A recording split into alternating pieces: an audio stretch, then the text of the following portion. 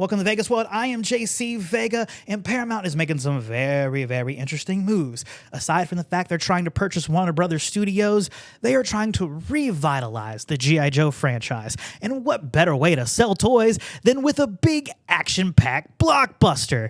And you need some talented writers to pitch you ideas. Two of the frontrunners are very interesting for different reasons. In one corner, you've got Danny McBride.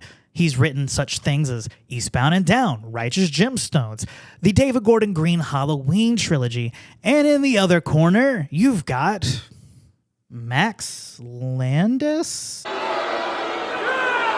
Now, wait. Before you pull out the pitchforks, Paramount's already passed on his idea. Now, for those of you who are unfamiliar with behind-the-scenes people such as screenwriters, Max Landis has written such films as Chronicle, American Ultra, Victor Frankenstein, and Bright. He was also the showrunner and creator for the BBC America show Dirk Gently's Holistic Detective Agency. He's also released such YouTube videos as Wrestling Isn't Wrestling and The Death of Superman.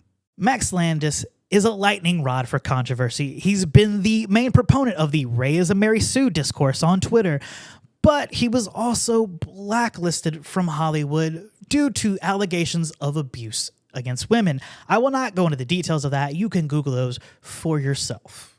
On the eve of Bright's release in 2019, Anna Akana took to Twitter to let her feelings about Max Landis be known.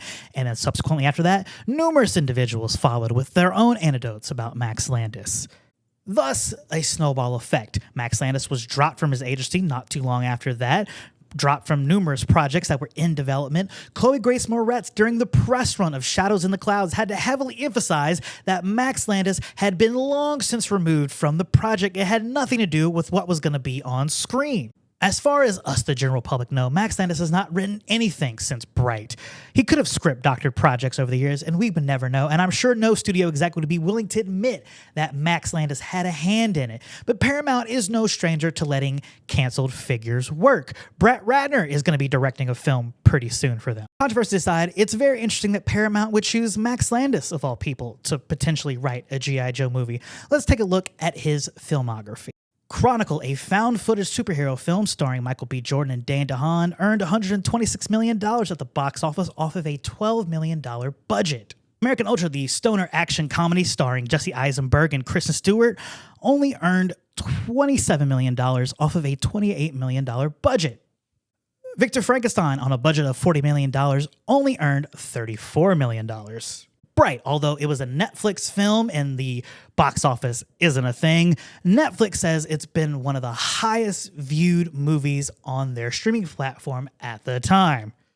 Chronicle aside, Max Landis has never written a hit movie. He's not even written a moderately successful movie. So it begs the question, how did he continuously get work? How is he even considered now for a job? Well, it could be a few reasons. One of them, nepotism. He is the son of director John Landis. And you know Hollywood is littered with nepo babies, even ones who aren't even qualified for the job they're in. But that's neither here nor there. Another reason, pitching. He is proficient at that. It's the greatest tool in a screenwriter's arsenal. You have to make the executives think you know what you're doing, even if the script is dog shit. And another factor is that he might be good at meeting deadlines and taking notes. That's another good quality to have to be a successful working screenwriter. I feel like I'm kind of in a weird position because admittedly, I was a fan of Max Landis. I love the movie Chronicle. I have a soft spot for American Ultra. Dirk Gently's Holistic Detective Agency is one of my favorite shows ever. Shout out to Hannah Marks, you were the shit. But I can recognize that the allegations against Max are reprehensible, and the things that he did is reprehensible. I can also acknowledge that his body of work, for the most part, is less than stellar, but he was a notable screenwriter. There are not a whole lot of them who are identifiable to the public, and he was one of them. He was a comic book nerd. He was a pro wrestling nerd. I love movies. I wanted to be a screenwriter. I went to film school to be a screenwriter. And I also love professional wrestling because I became a professional wrestler.